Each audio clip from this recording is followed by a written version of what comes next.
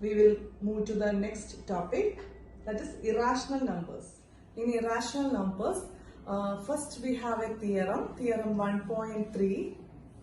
It states, let P be a prime number if P divides A square, then P divides A, where A is a positive integer. I will write it down.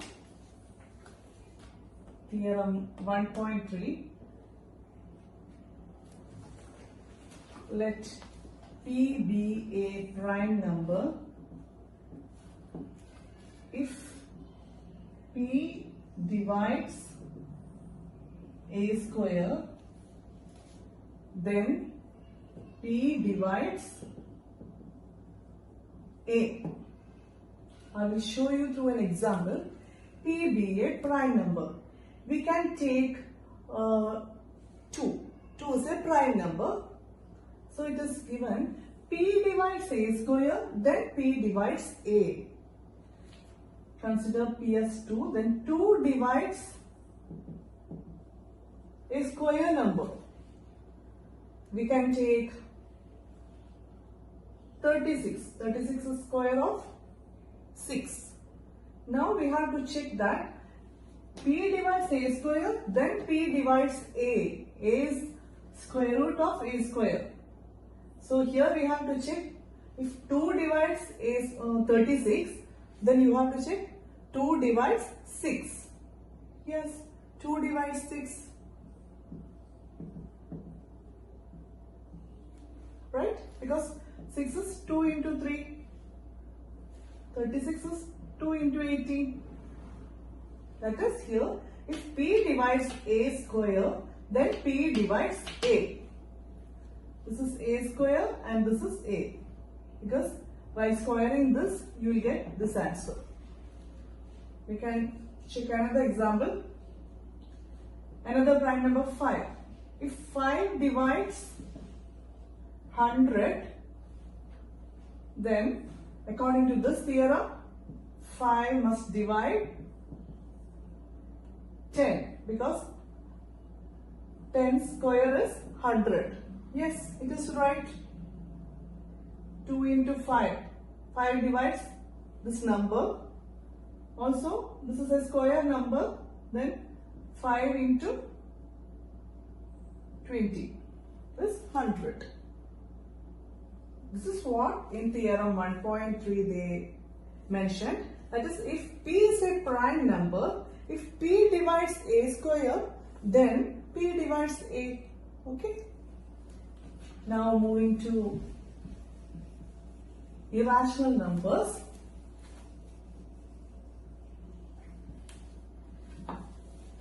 We know irrational numbers are numbers, those we cannot write in the form P by Q. So we have to prove here root 2 is irrational. Okay. The question is, prove that root 2 is irrational. Now we are using a contradiction method here. Contradiction means the opposite thing. That is, it is not the truth. Here root 2 is irrational. We have to prove it. For that, we are taking it as rational. That is what contradiction method says. The very opposite to it. So we are here assuming first as root 2 rational. Let us assume root 2 is rational. Here we are assuming root 2 is rational. So you studied a rational number can be written in the form P by Q. Let us take here A by B. So because we assume root 2 is rational, we can say root 2 is equal to A by B. Also one condition is the A and B are co-primes. Co-primes means there must not be a common factor in A and B. A and B must be the least form. We can't divide with a common factor again. A and B do not have a common factor. Now, Rearranging this, we can write root 2b is equal to a. After rearranging, this b in denominator goes to numerator of left hand side of this equal. Now, to cancel root here, square root here, we are squaring it. That is, example, root 3 whole square means 3. Root 5 whole square is 5. Like that, root x whole square is x. Like that, we want to cancel the square root, so we are squaring on both sides. Squaring on both sides, we get root 2b whole square is equal to a square. Whatever we do on left hand side, we must do the same on right hand side, then only the equal balance. So, if we are squaring here, we must square here also. Root 2b whole square means root 2 square and b square. Root 2 square is 2, b square is equal to a square. This means, or we can rearrange it, a square is equal to 2b square. This is same step, but I rearrange it. This means 2 is a factor of a square.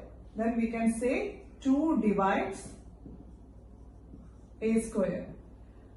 In the previous theorem, that is theorem 1.3, we learned if p divides a square, then p divides a. Like that, if 2 divides a square, then 2 divides a. Right? Theorem 1.3. Now, if 2 divides a, then we can write a is equal to 2c. Because here you got 2 is a factor of a. Then a can be written as 2 into some number. Then only we can say 2 is the factor of a. So, substituting this to this a, we'll get a is equal to 2c. Then 2c whole square, that is a square become 2c whole square is equal to 2b square. That is 4c square is equal to 2b square. Now 4c square, we are taking this 2 to left hand side, that is by 2 is equal to b square. Cancelling this, you will get 2c square is equal to b square. Now arranging, b square is equal to 2c square. Then again we get 2 is a factor of b square, so you can write 2 divides b square. Then by theorem 1.3, if 2 divides b square, then 2 divides b. I will explain it once more till this step. First, it was asked to find root 2 is irrational. So, we are taking contradiction method. So, we assume root 2 is rational. If it is rational, then we can write it as a by b, where a and b are co-primes. There must not be a common factor. Then rearranging it, root 2b is equal to a. We want to cancel the square root, so squaring on both sides, we get 2b square equal to a square. That is again written here, a square equal to 2b square. That means 2 is a factor in a square. As per theorem 1.3, we can say that 2 divides a square, then 2 divides a. If 2 divides a, then a can be written as a is equal to 2c, 2 into some number. Now substitute this a, value of a in a square, you get 2c whole square is equal to 2b square. That is 4c square equal to 2b square. Dividing this 4 by this 2, you get 2c square equal to b square. That is rearranging b square equal to 2c square. That is, there is a 2 in factor of b. Sorry, b square. That is 2 divides b square. Then by theorem, 2 divides b. Here, we have a common factor 2 in a and b. But at first, when we start to answer this, we write a and b are co-primes. That is, there must not be a common factor. But here we get 2 as a common factor. Hence, there is a contradiction between this a and b are co-primes and a and b we get 2 as a common factor. This contradiction happened because our assumption was wrong. We assumed this is rational. it is wrong. That is why contradiction happened. So we will conclude our assumption is wrong here. A contradiction happened. So root 2 is irrational. This is the way to prove this. I will show another example.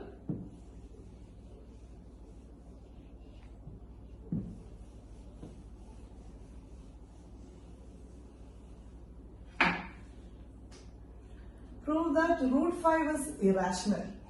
Then, same as the last method, let us assume that root 5 is rational. If it is rational, it can be written as a by b, where a and b are co-primes.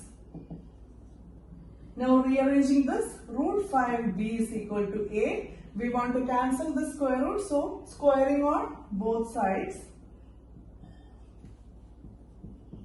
Root 5b whole square is equal to a square. Now 5b square is equal to a square. Rearrange this, we will get a square is equal to 5b square. That means 5 is a factor of a square. That we can write as 5 divides a square. Then by theorem 1.3 we can say 5 divides a. If 5 divides a can be written as 5 into some number, let's see. Now substituting a is equal to 5c here, you will get 5c whole square is equal to 5b square. That is 5 square c square. 5 square is 25, c square is equal to 5b square. Taking this 5 here, 25c square by 5 is equal to b square.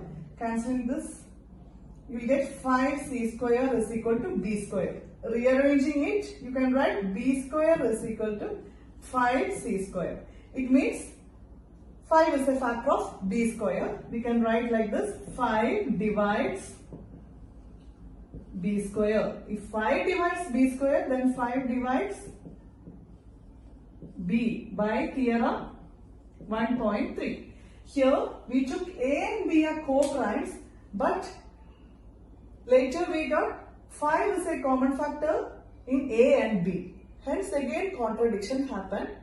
This is because our assumption is wrong. We assumed root 5 is rational. It is wrong. So we conclude root 5 is irrational.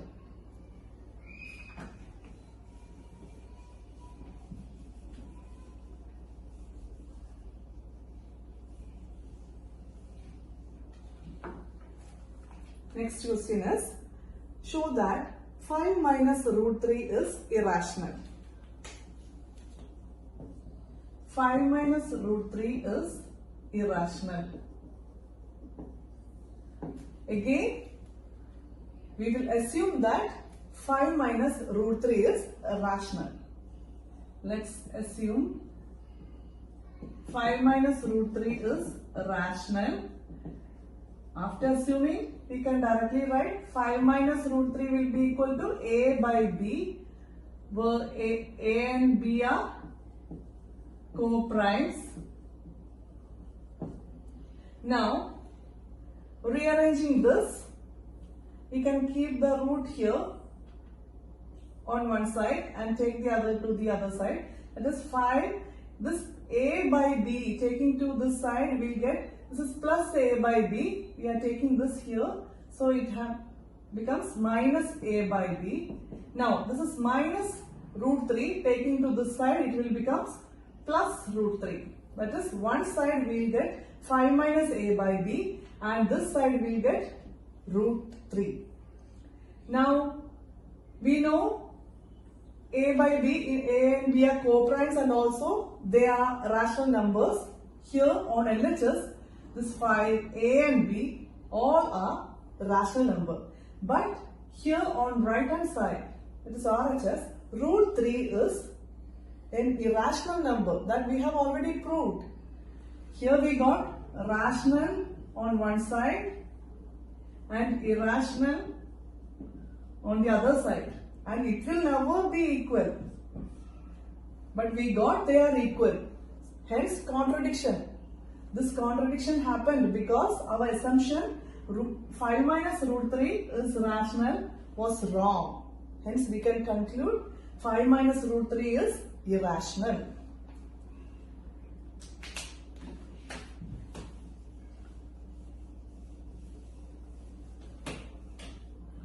Next one, 7 by root 2. 7 by root 2. Prove that 7 by root 2 is irrational. Again, let us assume 7 by root 2 is rational. If it is rational, then we can write 7 by root 2 is equal to a by b. Now, root is in the denominator. So, we are taking the reciprocal of it. Then we get root 2 by 7 is equal to b by a. Taking reciprocal on both sides. Whatever thing we are doing on one side of equal, we must do the same on the other side also. Then only it will balance. So here 7 by root 2, we make it as root 2 by 7. So here a by b will change to b by a. Now take the 7 to the side. We want to keep the root number here. So root 2 is equal to this. When moving to the side, it will become numerator. So 7b by a. Here a and b are co-primes and rationals. Now this side is irrational. It is already proved that root 2 is irrational. This side is 7a and b are rationals. It is always not equal.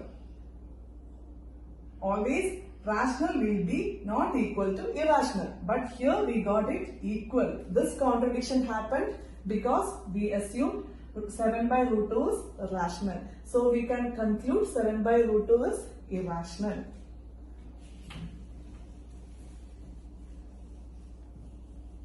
We can do one more question like this. 6 plus root 2. Again, let's assume 6 plus root 2 is rational.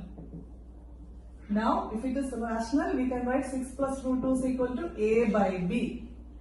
Then, we will keep this root here and take the 6 to the side. Root 2 is equal to a by b. This 6 plus 6 is going to the side, so it becomes minus 6.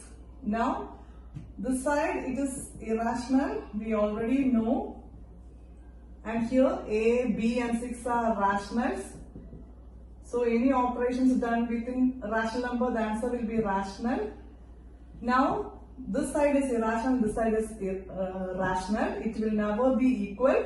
This happened, this contradiction happened because our assumption is wrong here. We assume 6 plus root 2 is rational. That is wrong. So we can conclude 6 plus root 2 is irrational. Now we will move to next topic. Okay.